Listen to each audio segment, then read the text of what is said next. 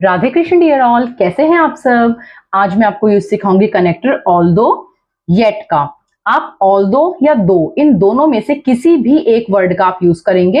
Yet या comma में से आप किसी भी एक वर्ड का यूज करेंगे। आप चाहें तो ऑल्दो येट कहें या ऑल्दो के बाद आप कॉमा का यूज करें। आप चाहें तो दो येट कहें या दो के बाद आप कॉमा का यूज करें। कैसे भी आप यूज कर सकते हैं। सिंबल देखते हैं, पहचान देखते हैं, हमें कहाँ इनका यूज करना है। जब भी आपको सेंटेंस में वर्ड्स मिले हालांकि, फिर भी या माना कि, फिर भी, हालांकि, फिर भी या माना कि, फिर भी। स्टार्टिंग में आपको हालांकि या माना कि कोई भी एक वर्ड मिलेगा, उसके बाद आपको फिर भी वर्ड मिलेगा। तो फिर भी के लिए हम यहाँ पर येट या कॉमा में से किसी भी एक ऑप्शन का यूज कर सकते हैं।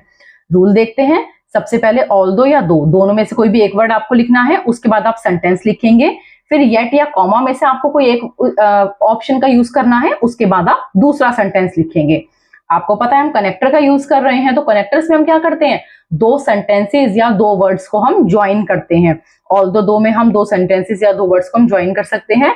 नोट देखेंगे, दो वाक्यों को बैलेंस कर रहे हैं। अब इस बात का क्या मतलब है, दो वाक्यों को बैलेंस कर रहे हैं? इसका मतलब है कि हमारा ऑल्दो और येट से हम जो भी दो सेंटेंस को जोड़ेंगे, उसमें जो हमारा एक सेंटेंस है वो हमें थोड़ा नेगेटिव पार्ट मिलेगा, और जो दूसरा है वो उसके मुकाबले में पॉजिटिव पार्ट मिलेगा। जैसे कि मैं आपको एग्जांपल देती हूँ। मैंने कहा हालांकि राहुल ने पढ़ाई नहीं की, लेकिन फिर भी वो पास हो गया।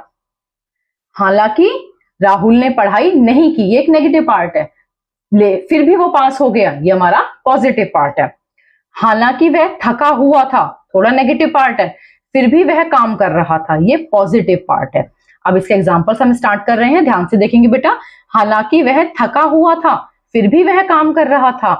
हालांकि वह थका हुआ था, although he was tired, although he was tired, comma, comma आप लिखेंगे, चाहे तो कॉमा लिखिए, चाहे तो येट का यूज कीजिए। उसके बाद फिर भी वह काम कर रहा था। ये जो आपका फिर भी है, ये फिर भी वर्ड हम येट या कॉमा के लिए यूज कर रहे हैं। फिर भी को हम इंग्लिश में येट लिखेंगे या कॉमा हम यूज करेंगे। ही वॉज स्टिल वर्किंग, हालांकि उसने ज्यादा पढ़ाई नहीं की, फिर भी वह परीक्षा में पास हो गया। Although he didn't study much yet he passed the exam, माना कि वह अभ्यास नहीं कर रहा था, फिर भी उसने प्रतियोगिता जीती। Although he was not practising yet he won the competition.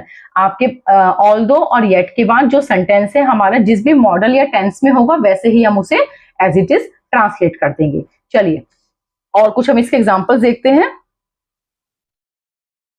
हालांकि मुझे निमंत्रण मिला था, फिर भी मैं पार्टी में नहीं गया। Although I got the invitation, comma I didn't go to the party.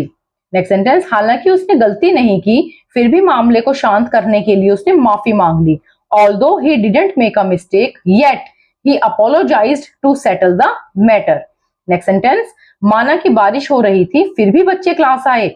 दो it was raining, comma the children attended the class. बेटा बारिश होने वाला जो वर्ड है, ये सेंटेंसेस हैं, ये किस तरीके से बनते हैं, मैंने इस पर एक शॉर्ट बनाया हुआ है, आप उसको देखिएगा। बहुत अच्छे सेंटेंसेस होते हैं, बहुत इजी होते हैं, आपको हेल्प करेगा वो शॉर्ट। हालांकि वह अमीर है, फिर भी वह साधारण जीवन जीती है। ऑल्दो शी आना था बेटा यहाँ पर। Although she is rich yet she lives a simple life. Last sentence, हालांकि वो जल्दी निकले थे, फिर भी उनकी ट्रेन छूट गई। Although they had left early, comma they missed their train. I hope although though का कंसेप्ट आपको क्लियर है। आप खुद इसके थोड़े सेंटेंसेस की प्रैक्टिस कीजिए। मैंने आपको सारा जो पार्ट है बेटा क्लियर कर दिया है। अगर फिर भी कहीं कोई प्रॉब्लम आप फेस करते हैं तो प्लीज आप कमेंट कीजिएगा, मैं कोशिश करूंगी आपके कमेंट्स का जवाब देने की। Thank you so much.